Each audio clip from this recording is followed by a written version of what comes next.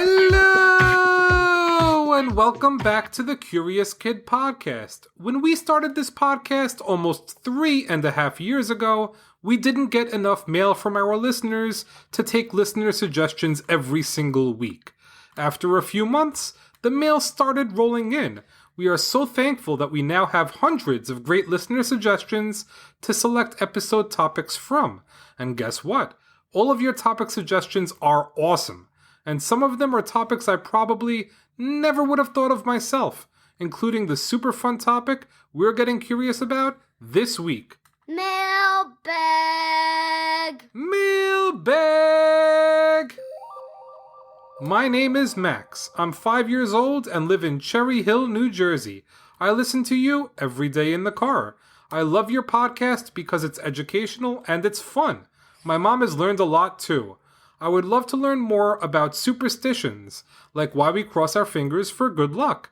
Fingers crossed that you pick my topic. Thanks for all you do, Jacob and Olivia. You're very welcome, Max. You could stop crossing your fingers now because we are totally getting curious about superstitions for you this week. But before we dive into some really interesting superstitions, why don't you tell us the question of the week? The question of the week is, according to superstition, what happens if you step on a crack? That's a fun question. Let's get this started by defining what a superstition is. Many superstitions started a long time ago when people tried to explain why certain things happened. For example, if a black cat crossed your path, and then lots of bad things started to happen to you, you might consider black cats to be bad luck. But if one thing happened and then another thing happened later, it doesn't necessarily mean that the first thing caused the second. That's absolutely right. But science back then was not what it is today. So people started to link things together even though there was no proof that the link was actually there. And that's how many superstitions started. Many superstitions have been scientifically studied and proven wrong, but that doesn't change the fact that many people still believe in some superstitions. I wonder how many of our listeners believe in superstitions. So about a year ago, a report was released based on search data gathered by Google that lists the most common superstitions by state in the United States. We are going to go through 3 of the most popular ones. Throwing salt over the shoulder is the most common superstition in Alabama, Alaska, Arkansas, Connecticut, Delaware, Hawaii, Idaho, Kansas, Kentucky, Maine, Maryland, North Dakota, Ohio, Rhode Island, Utah, West Virginia, and Wyoming. That's 17 states. And that makes it the most common superstition in the United States. According to the superstition, spilling salt is bad luck. In order to reverse the bad luck, you need to throw a pinch of salt over your left shoulder. That's a strange superstition. Where does that come from? Nobody is 100% sure, but one of the most popular theories is that it started with a painting by Leonardo da Vinci called The Last Supper. In the painting, Judas knocked salt over with his elbow. Judas is a bad character in the Bible because he betrayed Jesus. So people started to associate salt with lies and betrayal. And why do we toss salt over our left shoulder instead of our right shoulder? It's because some people believe that the devil lurks behind your left shoulder. And when you spill salt, the devil sees it as a chance to hurt you. By throwing the salt over your left shoulder, you blind the devil, getting rid of the bad luck. Ladybugs being good luck is the most common superstition in Florida, Georgia, New Jersey, and Pennsylvania. Why are ladybugs seen as good luck? There are so many different variations of this superstition. Farmers think ladybugs are lucky because they eat pests that ruin crops. Not only do they get rid of pests, but they are also harmless to people and pets. Some people believe that a ladybug landing on you brings good luck. Some believe that you can make a wish if you are holding on to a ladybug and that wish will come true. There is also a folklore from Norway that says that if a man and woman see a ladybug at the same time, they will fall in love.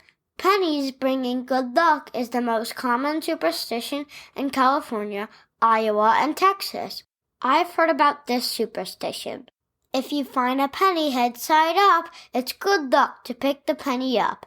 If you find a penny tail side up, you are supposed to turn it over for someone else to pick up. There is even a little jingle that goes, find a penny, pick it up. All day long, you'll have good luck. This superstition may have started because people in ancient times believed that metals were gifts from the gods, given to them to provide protection. Pennies are made from copper, which is a metal. In the struggle between good and evil, people started associating the head side of the coin with being good and the tail side with being evil. Now that we've discussed some of the most common superstitions here in the United States, let's talk about some of the most common ones worldwide. There's a superstition that walking under a ladder is bad luck. It would definitely be bad if the ladder fell while you were walking under it, but why would it be bad luck to walk under a ladder? Just like throwing salt over the shoulder, this superstition has religious roots. In Christian symbolism, the Father, the Son, and the Holy Spirit represent what's called the Holy Trinity. That means that the number 3 is sacred. You may notice that if you lean a ladder up against the wall, it forms a triangle with the wall and floor.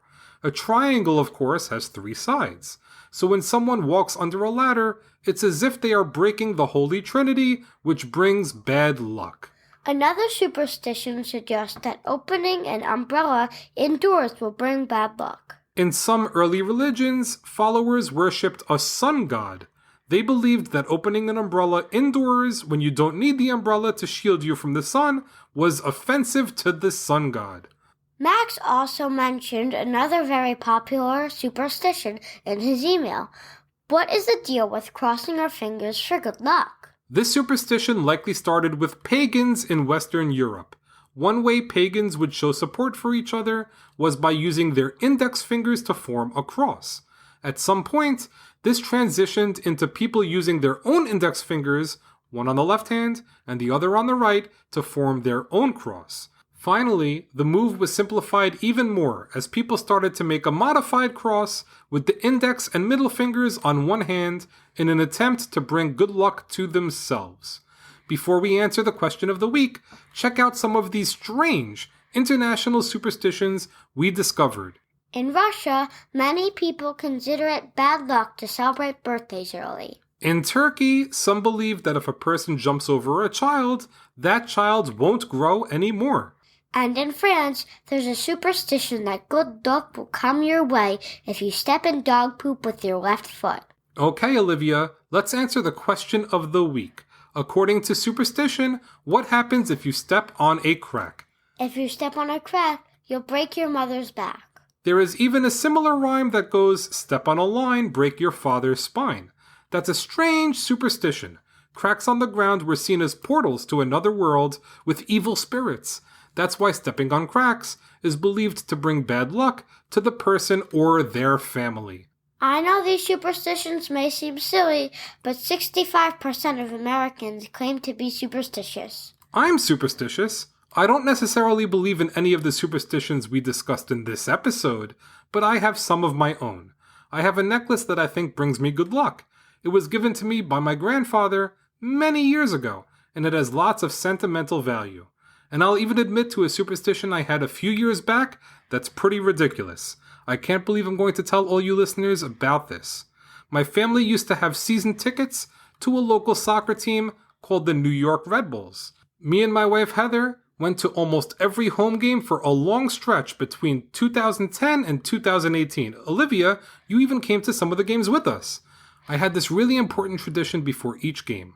I walked around the entire stadium before taking my seat to watch the game. I loved seeing all the fans and all the team spirit throughout the stadium. The team played very well while we had our season tickets, and I used to believe that my tradition of walking around the stadium before the game actually brought good luck to the Red Bulls.